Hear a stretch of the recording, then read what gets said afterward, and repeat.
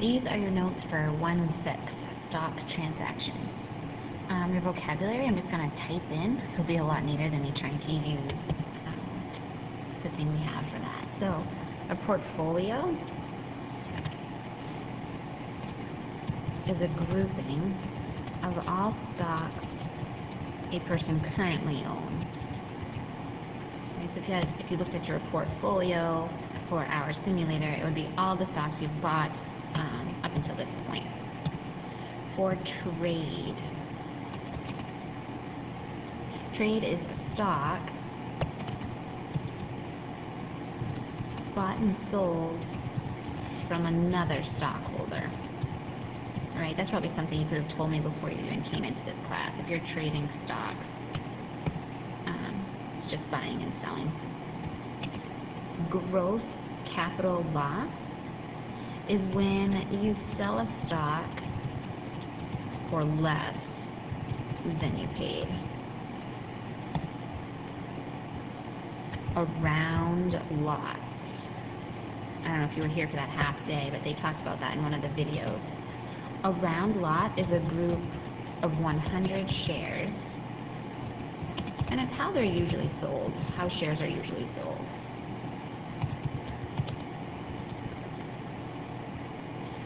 A gross capital loss is when you buy stock, when you sell stock for less than you paid, when you have a loss of money.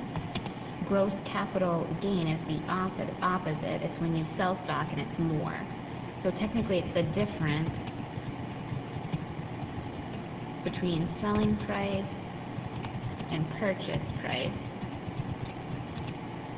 But it's when you sell stock for more than you paid for it. It's when you make money on it. So a round lot was nice, was nice, groups of 100, right? 100 is a nice number to work with. An odd lot is when it's more or less than 100, something's different than 100. So an odd lot is a group of less than 100 shares. Okay, so there's your vocab for this section. For example 1, it says, several years ago, Marlene purchased stock for $7,241. Last week, she sold the stock for $9,219. What was her gross capital gain? So all you need to do to figure that out is subtract the two numbers. So I'll subtract 9,219, and I will subtract from that number $7,241. If you do that subtraction, you'll get $1,978. And that's her gross capital gain because she sold it for more than she paid for it. She made money. Alright, the next one, and I'll give you a second, I would try that one. So it says Brett used money he received as a gift for high school graduation to purchase $4,000 worth of shares of stock.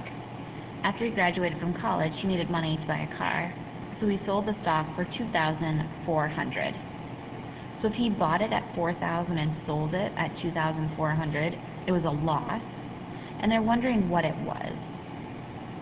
So you can either know in your head that it will be a loss, or you can make sure you take what he sold for, subtract what he paid for it.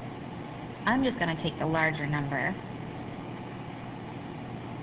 and subtract the smaller number from it. And I'm going to know in my head that even though I'm going to get a positive answer here, technically this should be a loss. So the difference is $1,567. But he lost that. This is a gross capital loss. This was a gain. Okay, so for gross capital gain or loss, all you need to do is do the subtraction, and then make sure you kind of go back, reread the problem, and make sure you know it's gain or a loss. All right, example 2.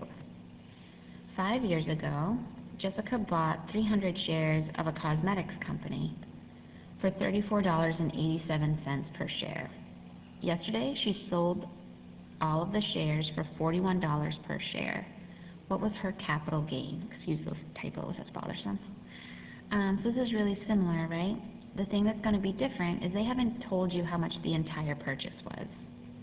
So if she bought 300 shares and each share was $34.87, I need to multiply those two numbers to find out how much she spent when she initially bought these stocks. So 300 stocks at $34.87 a piece.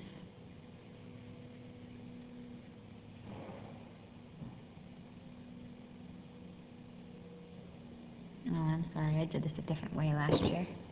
I'm going to do that math. Here, I'm getting my calculator. So 300 times 34.87. So that would be, she sold them, bought them for $10,461. When she sold them, she still had 300 shares, but each of those were $41. So 300 times $41 was $12,300. So this is what she paid for them. This is what she sold them at. So it was a gross capital gain. And to figure out the difference, I'm just going to subtract them. So 10,461 subtract 12,300. This way I will get a negative number, but I'm really just trying to find the difference between them. I'll get $1,839.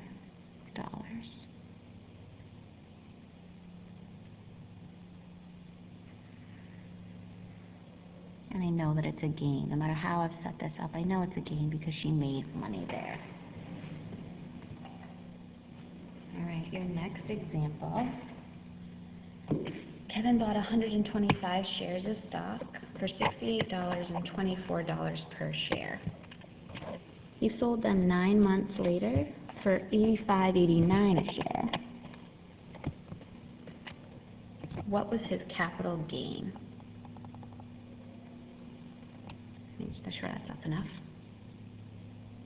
So another way to think about this problem is if the difference in price per share, right, I could look here to here, definitely will be a capital gain. The price went up. If I figure out just the difference in price for one share and then multiply it by 125, it might be a more efficient way than what I've done up here. The numbers will at least be smaller.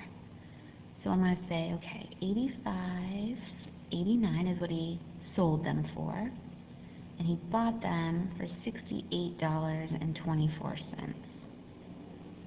So that means he made $17.65 on each share. If I want the gross capital gain, that's how much he made on the entire transaction. And if he sold 125 shares and he made $17.65 for each one, I would just multiply those two numbers. 125 shares, and he gained $17.65 on each one. That means his gross capital gain was $2,206.25. Just a little decimal point there. And that's a gain. Last one for example 2. 3 years ago, Maxine bought 450 shares of stock for X dollars per share. She sold them last year for Y dollars per share. express her capital gain algebraically in terms of x and y. These normally scare people the most because there aren't numbers. It's a little bit more abstract than what you deal with usually. So if we look at what we did up here for this problem, I first subtracted the two prices, which would be like x and y. So she bought them for x. Well, up here they bought them at $68.24. So the $68.24 is like the x. She sold them for y, so this is like the y. And 450 is the number of shares that she had. 125 was the number of shares that she had. So to get this 1765, we just took the y number, the 85.89, and subtracted the x number, the 68.24. So down here, instead of 125 shares, I'm going to say, okay, Maxine bought 450 shares.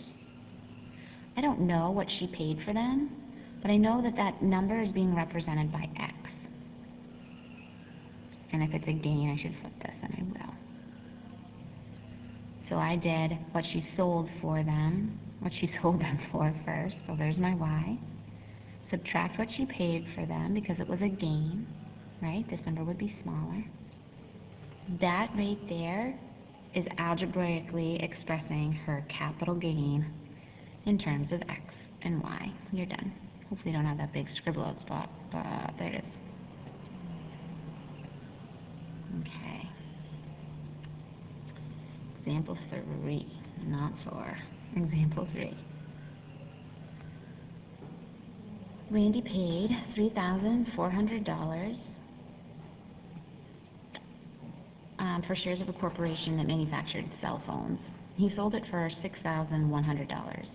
Expresses capital gain as a percent of the original purchase price. Round to the nearest tenth of a percent. Okay, capital gain. That's what we did before. We got that. Capital gain is just subtracting the two numbers. So 6,100 subtract 3,450. Okay. If I do that math, I get 2,650. So he made $2,650 on this transaction. But they want to know what percent of that, what percent of what he paid for it is this increase, right? If you're going to buy $1 million worth of stock, an increase of $2,000 isn't much. If you buy a little over $3,000 worth of stock and get over $2,000 back, that's a pretty good investment. The percentage tells you kind of more information. So I'm going to take his capital gain, which was $2,650, and divide it by the original purchase price, which was $3,450.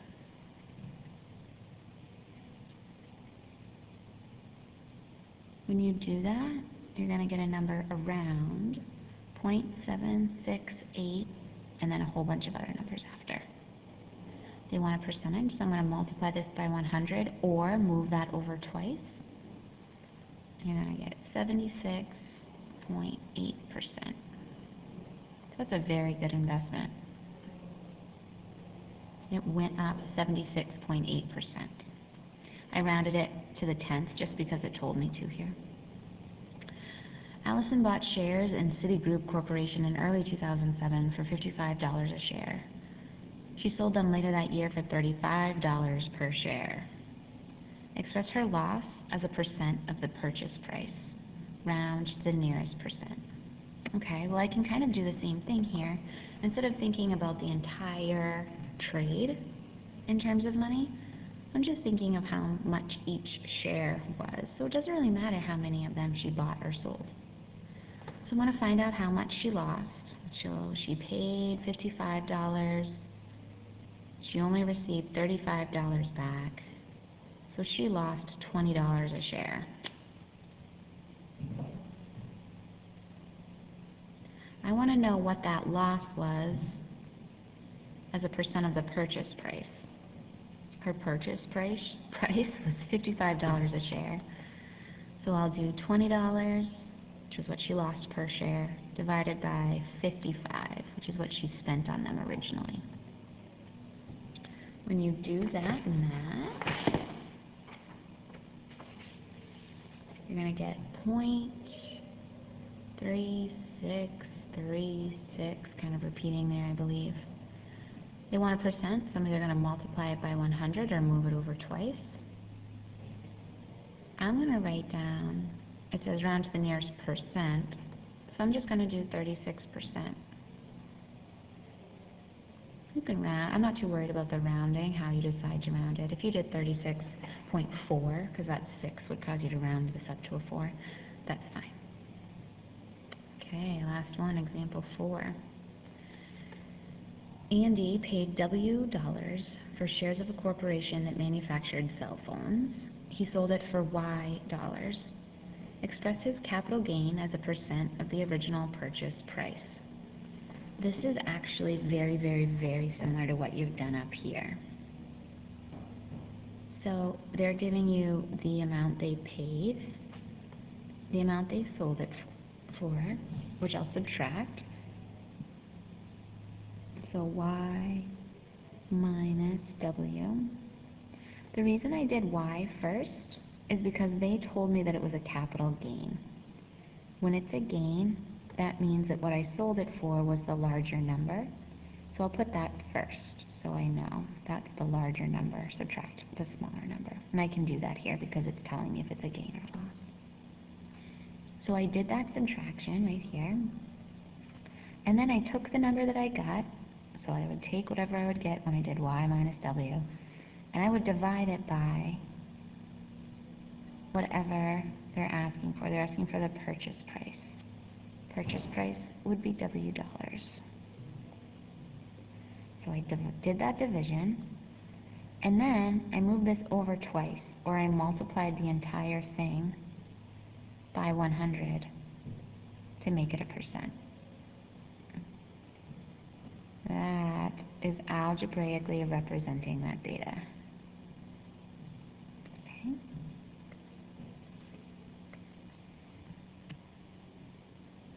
I'll get rid of all of that so you don't have to look at it. Alright, last one.